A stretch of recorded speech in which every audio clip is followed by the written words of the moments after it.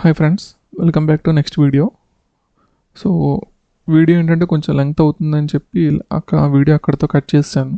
చెప్పాను కదా, నేను ఎడిటింగ్ టూల్స్ కానీ లేకపోతే వేరే ఏమీ యూస్ చేయట్లేదని. సో ఒక పేజ్ నుంచి ఇంకో పేజ్లోకి మూవ్ అవుతున్నప్పుడు వీడియోస్ అనేది మార్చాల్సి వస్తుంది. ఓకే, సో ఇందాక మీకు చెప్పాను కదా, నిఫ్టీలో ఏంటంటే టాప్ 50 కంపెనీస్ అనేవి ఉంటాయి. నెక్స్ట్ బ్యాంక్ నిఫ్టీ ఏంటంటే టాప్ 12 బ్యాంక్ కంపెనీస్ అనేవి ఉంటాయి. సో యాక్చువల్లీ మీరు ఈ ఎన్ఎస్సి ఇండియా ఏంటి అని అంటే, మనకి నేషనల్ స్టాక్ ఎక్స్చేంజ్ అనేది చెప్పాను కదా, సో ఆ ఎన్ఎస్సి వాళ్ళకి సంబంధించిన వెబ్సైట్ అనమాట ఇది, NSEindia.com. సో దీంట్లో మీకు వస్తే మీకు చాలా ఇన్ఫర్మేషన్ అనేది అంతా మొత్తం మీకు ఎన్ఎస్సి వచ్చి నుంచి సర్క్యులర్స్ కానీ లేకపోతే స్టాక్స్ వాల్యూస్ ఏంటి కానీ, అంటే ఇప్పుడు ఈరోజు మనకి గెయినర్స్ ఏంటి, లూజర్స్ ఏంటి అనేది ఫుల్ ఇన్ఫర్మేషన్ అనేది ఈ వెబ్సైట్లో అనేది దొరుకుతుంది. ఓకే, సో ఇక్కడ మీరు అబ్జర్వ్ చేసినట్టయితే నిఫ్టీ 50 22,544.70 అని ఉంది కదా.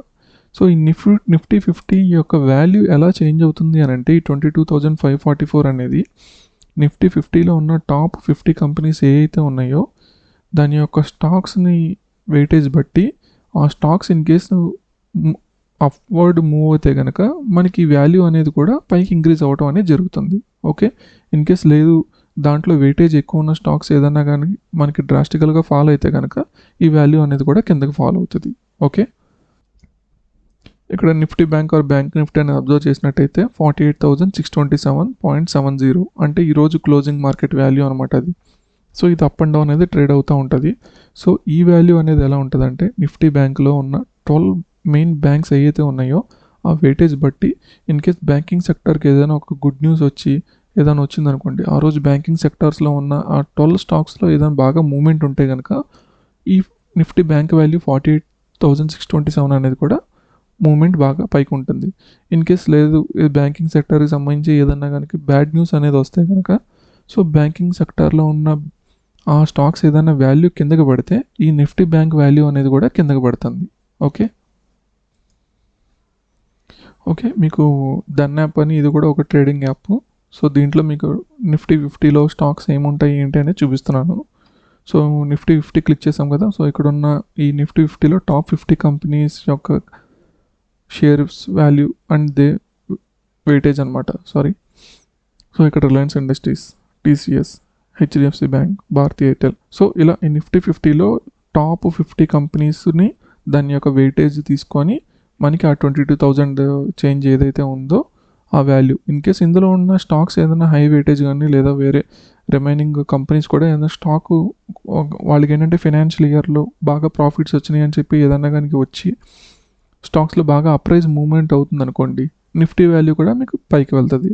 ఇన్ కేస్ ఈ 50 కంపెనీస్లో సరిగ్గా లేదు, లాభాలు లేవు లేదా నష్టాలు వచ్చి స్టాక్స్ చాలామంది సెల్లర్స్ అందరూ కూడా ఇంకా స్టాక్స్ అమ్మేస్తున్నప్పుడు ఆ స్టాక్స్ పడుతూ ఉంటాయి కదా, సో ఆ యావరేజ్ బట్టి నిఫ్టీ వాల్యూ అనేది కూడా కిందకి పడుతూ ఉంటుంది. ఇది బ్యాంక్ నిఫ్టీ.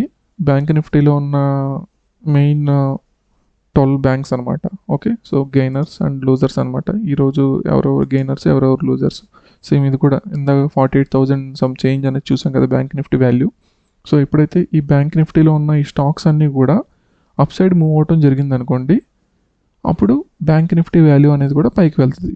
ఇన్ కేస్ ఈ బ్యాంక్ నిఫ్టీలో ఉన్న ఈ 12 బ్యాంక్స్ స్టాక్స్ అనేది కిందకి పడుతుంది అనుకోండి, బ్యాంక్ నిఫ్టీ అనేది కూడా కిందకి పడుతుంది అనమాట. ఓకేనా, సో ఇది ఫ్రెండ్స్ నిఫ్టీ 50 అంటే ఏంటి, బ్యాంక్ నిఫ్టీ అంటే ఏంటి అనేది. సో ఇది ఒక షార్ట్ వీడియో, సో సింపుల్గా అర్థం చేసుకోవడానికి ట్రై చేయండి. నిఫ్టీ 50 అంటే స్టాక్ మార్కెట్లో ఉన్న టాప్ 50 కంపెనీస్ యొక్క వాల్యూ బేస్ చేసుకొని నిఫ్టీ 50 అనేది పైకి లేదా కిందికి పడటం అనేది జరుగుతుంది. బ్యాంక్ నిఫ్టీ అంటే టాప్ 12 బ్యాంక్స్ యొక్క వెయిటేజ్ బట్టి బ్యాంక్ నిఫ్టీ పైకి వెళ్ళటం జరుగుతుంది, లేదా బ్యాంక్ నిఫ్టీ వాల్యూ అనేది కింద పడటం అనేది జరుగుతుంది. Okay, thank you.